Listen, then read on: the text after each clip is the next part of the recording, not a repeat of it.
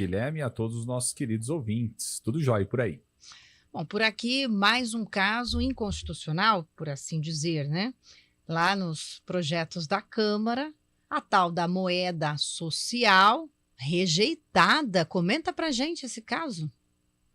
Pois é, né, Carol? Você sabe que esse mecanismo das chamadas moedas sociais não tem nada de novo, né? No Brasil tem até muitas cidades que têm ela, inclusive. Se não me falha a memória, uma vez eu estava vendo sobre isso, não agora, mas uma vez lá atrás estava vendo sobre isso.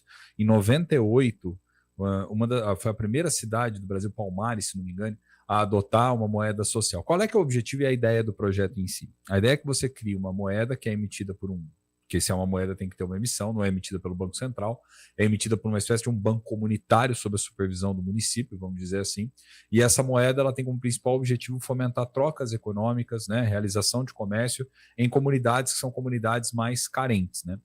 Então a ideia, o objetivo, qual é que é? Você criaria uma espécie de programa de incentivo a essa distribuição da moeda social, credencia ali estabelecimentos e pessoas, fornecedores, etc., que vão trabalhar ou que decidem aceitar essa moeda social como moeda de troca, e a partir disso você tenta criar um mecanismo de circulação econômica. Agora, isso sempre dá muita dor de cabeça, porque a gente já sabe também que há tantos outros projetos que podem fazer esse tipo de compensação econômica que existem no Brasil, né? Então a gente está falando aí, por exemplo, de recursos que podem ser distribuídos na forma de programas sociais, a gente está falando do Bolsa Família, a gente está falando de medidas que os próprios municípios já adotam aí de acesso a crédito, né? Programas de renda. Então o que acontece? É uma discussão um pouco mais complexa, que quando a gente fala em emissão de moeda, via de regra, a própria justiça pode entender que a gente está exorbitando no âmbito local de uma competência que cabe, na realidade, à União, que é decidir sobre assuntos associados à moeda, né? Mas não é novidade, tem algumas cidades que possuem, é alvo de discussão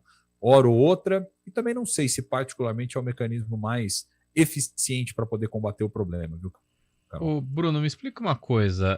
A primeira discussão, os projetos são geralmente votados em duas discussões. A primeira discussão é mais na questão de se o projeto é legal ou não. É esse o sentido da primeira discussão, né? Depende, viu, Guilherme? Pode ser que sim, pode ser que não. Por que eu falo assim? Porque, veja, pode-se ter, né, a chamada votação nominal aí que é solicitada, onde você quer ver como cada vereador está votando e tal. Mas, na verdade, é assim. Você tem duas rodadas de votação dos projetos quando eles dizem respeito aí à lei complementar ou algo nesse sentido. E aí é obrigatório que você tenha essas duas rodadas de discussão, vamos dizer assim.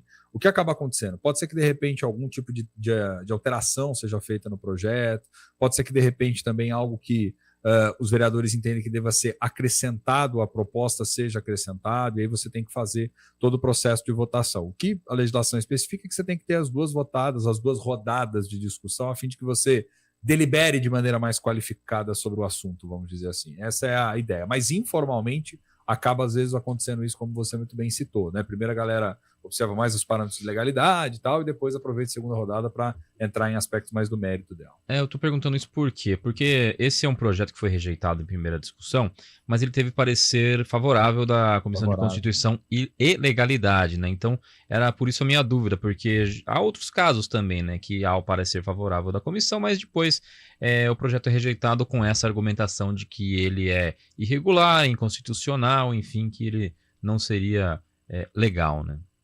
Mas esse é um debate interessante também, porque mostra que, na realidade, dentro do legislativo, a soberania maior está concentrada no plenário e não necessariamente nas comissões.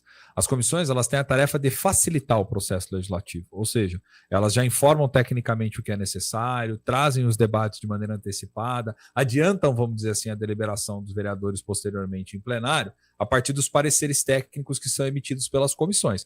Mas isso não quer dizer, em condição alguma, que o plenário tenha que aceitar esses pareceres, ou tampouco o plenário seja obrigado a aceitá-los mesmo diante de um parecer onde você tem ali a dimensão da legalidade garantida no projeto. Qualquer vereador pode levantar a mão e dizer, olha, eu não concordo, eu discordo do parecer, acho que não é nesse sentido, enfim. E aí é interessante, porque geralmente não acontece, mas tem casos que ocorrem, viu, Guilherme? Tem casos que ocorrem, sim. Então é bom a gente sempre lembrar que quem é soberano para fazer as discussões é o plenário, ou seja, quando você tem a reunião aí de todos os vereadores, no caso da Câmara. E sobre a sessão de ontem ainda, Bruno, a gente teve uma sessão até morna, foram mais homenagens, honrarias. Outro projeto que foi discutido em segunda discussão, do vereador Luiz Cirilo do PSDB, aprovado em segunda discussão, é um que torna um substitutivo que inclui parágrafos em uma lei determinando que comerciantes de produtos hortifrutigranjeiros que vendam produtos por peso ou volume coloquem cartazes em seus estabelecimentos falando o valor de cada 100 gramas ou 100 ml de cada produto. Esse foi o outro projeto aprovado ontem aqui na Câmara de Campinas, Bruno.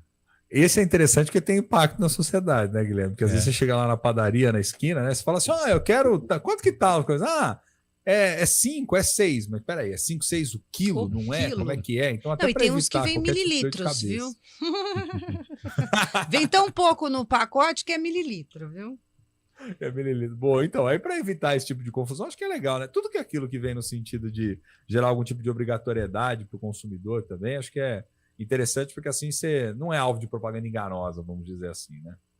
De fato. Vamos ver se na prática o pessoal faz, porque teria que fiscalizar. Inclusive, você lembrou a grande mudança, uma grande mudança que ocorreu já, sei lá, 10, 15 anos, na venda de pães, né? Se lembra, não tão antigamente assim, você comprava pão por unidade, aí passou a ser obrigatório ser por peso, por né? Peso, mas também ficou mais caro, né? É discutível, muito né? Mais caro. Você acha discutível? Eu acho que o pão é muito caro. Não, sim, mas é que eles poderiam estar cobrando R$1,50 por pão hoje, entendeu?